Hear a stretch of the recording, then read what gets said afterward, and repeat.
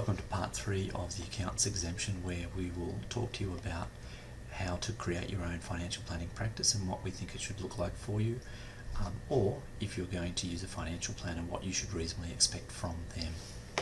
The information that we're providing for you is of an educational basis only and should not be considered to be advice or legal advice. If you do need any particular advice, you're welcome to contact us or contact your independent legal service providers. Let's start with the end in mind. If you're planning to build a large business, then you want to know that you have some form of equity in your business as you grow. In some licensee companies, authorised representatives are offered shares. Certainly in our licensee, that's the case. Some financial services licensees partner with planning practices so that there is equity in the planning practice and infrastructure. Let's look at why this is worth considering. On average, a 2.5 times EBIT may be reasonable for an accounting firm. 5 to 6 times EBIT is normally what's provided for a broking business. Financial planning businesses have historically received 5 to 6 times EBIT, and if you look at the listed financial services businesses or the large financial services businesses that have sold, they have sold for multiples of between 14 and 21 times EBIT. Our conclusions are that the market still likes independent advice providers. The market applies a premium if they can see that financial advice providers have aggregated a network together. If you partner with independent businesses and network intelligently together for growth, then it's reasonable to assume that an AFSL company and financial planning businesses will provide a very high EBIT multiple. That being said, it will only happen if the businesses aggregate together.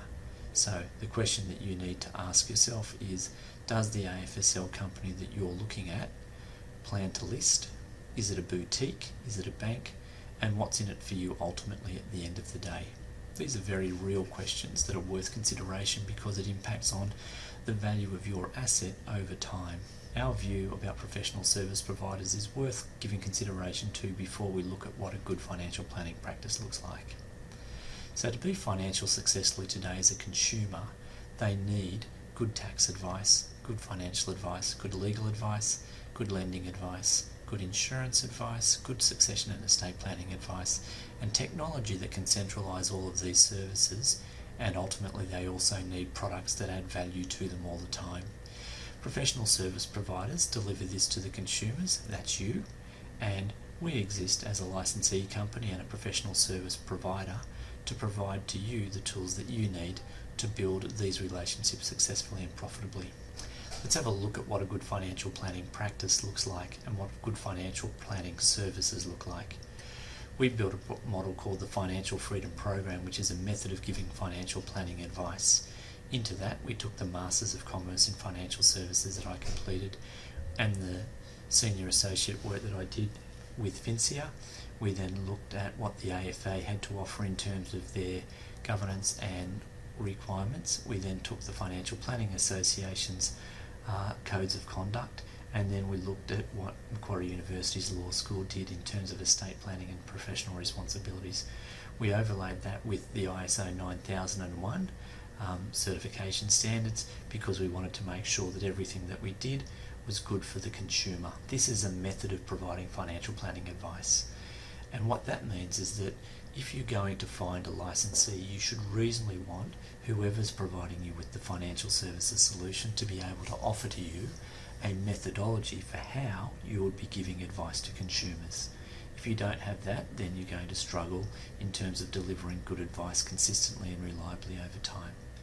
In addition to that, you need to know that the process is detailed and easy to understand not only for you but for your clients. You then need to know that you've got client engagement material available to you so that when you want to deliver the financial planning services to the client, you've got the tools that you need. You need to know that when you go into the first meeting, you've got documentation that adds value to the client, like in this instance we have a service guarantee. You also need to know that you've got the tools that allow you to explain to the consumer what it is that you're going to deliver to them in terms of your financial planning services. You need to be able to communicate to them effectively the message and the solution that you're going to deliver to them when you deliver back to them a financial planning service, whether it be a statement of advice or other. And then when you deliver that solution, you need it to be professionally presented to them. So if you've got a licensee or a financial planning business partner that is delivering all of these sorts of services to you, then you should know with confidence that from day one, your expectation of exceeding your client's expectations should be met. In addition to that, you should have things like a pricing policy for building a financial plan, pricing policies and service agreements for running financial planning services in an ongoing capacity so that you can comply, and investment methodologies and pricing agreements for investing money if that's part of what you're offering as a financial planning service. If you've got a financial planner that's doing that for you, then you should reasonably want them to deliver this for you. You should also know that there's an accounting or a planner relationship terms and conditions in place, so that if you are doing financial planning with someone that's not one of your accountants or someone that's within your practice, that there are terms and conditions that they will adhere to in terms of your clients, because you need to maintain that value proposition. You want to know that there are clearly defined payment parameters, and ultimately you want to know that there's a track record of success with accountants or professional service providers in terms of delivering financial planning services and building financial planning businesses, because ultimately your business partner needs to be good at what they're doing so that you can succeed as well. Experience also counts, so you need to know that whoever you're dealing with has got some sort of a track record in building financial planning practices for other accounting firms. You need to know that they've got a practice development program that's reasonably well structured, that evidences to you that they know how to grow a financial planning practice for you. Or if you're using a licensee and doing it yourself, you should want to know that they've got a practice development program that you can plug into to grow your own business. The practice development program that we have covers leadership, management, client fulfillment, finance, marketing, lead generation and lead conversion. These are just some of the 21 odd modules that sit in our practice development program for our financial planning business partners. Bringing it all together, what that means is that you should have a methodology for providing financial advice, you should have financial planning practice development tools, you should have the tools that you need to take those sorts of services out to market, and of course you've got your compliance and all of the regulatory requirements on top of that. Gone are the days where you do everything in a paper-based environment, so you need to know that whoever you're working with has got great technology at a reasonable price at their fingertips to offer you the services that you need. Let's talk about building a good financial planning practice. Today, everyone needs a good financial planning website. So you can choose to either build one yourself, or if you use providers like us, we'll actually build the whole website for you. Keep it current, keep it compliant, and make sure that you are just getting on with the job of being a good financial planner. You should also want to have good practice management software. Now, if you've got good practice management software, what you'll find is that you're able to, for example, manage your company structure, manage your organisational structure, create teams of financial planners, manage initiatives and frustrations within the financial planning business, and also manage your clients, create template roles and responsibilities for your advisors and your staff, so that you can look after and manage your practice in a compliant capacity. And if you've got company standards, you can certainly add those in as well. You should also want to be able to create KPIs, not only for the company but also for each of the individuals. Now, if you're using outsourced services, you want to know that your licensee can provide outsourced services.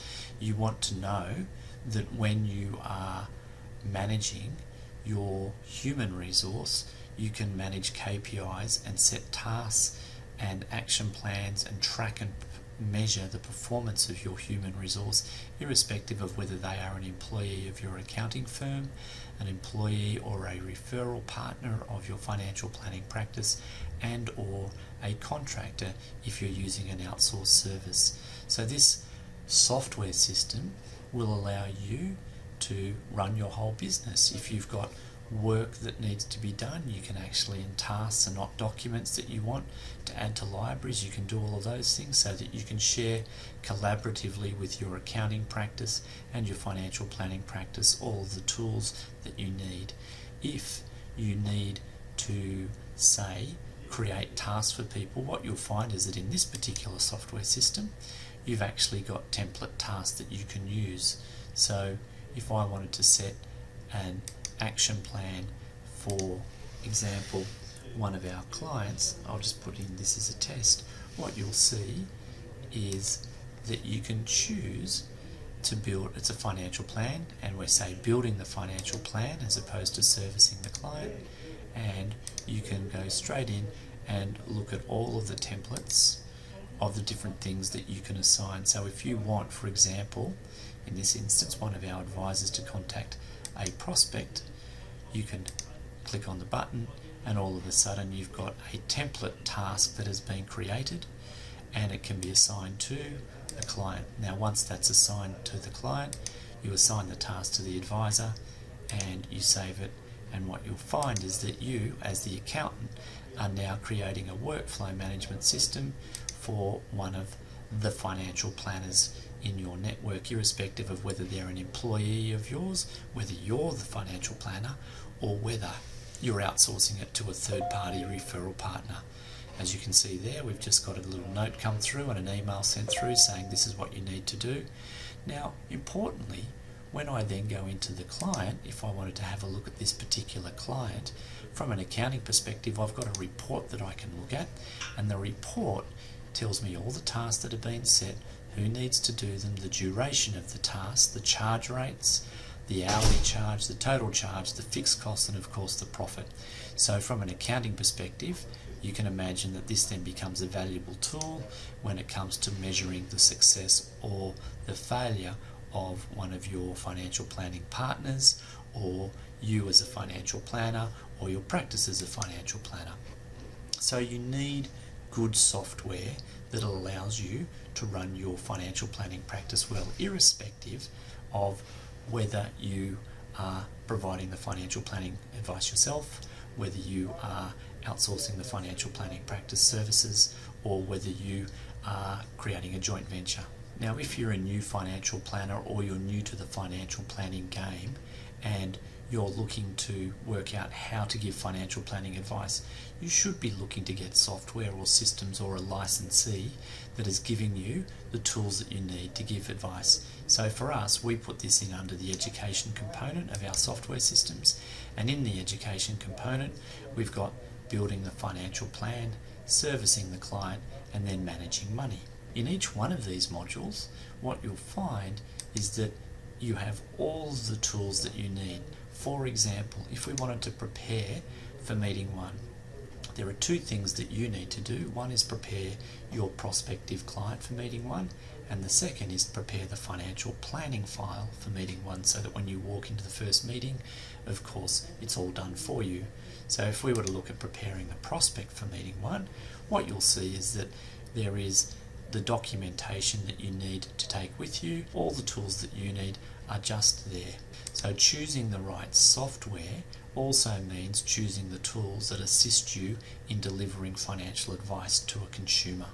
Pricing services. Using one of our authorised reps to deliver a planning advice, you get paid to do this because we pay referral fees. If you're setting up a joint venture, then there's the setup cost of the joint venture, otherwise the business gets paid for the services. If you're using referral agreements, then usually it's free to establish these referral arrangements, and then you should get paid for that service.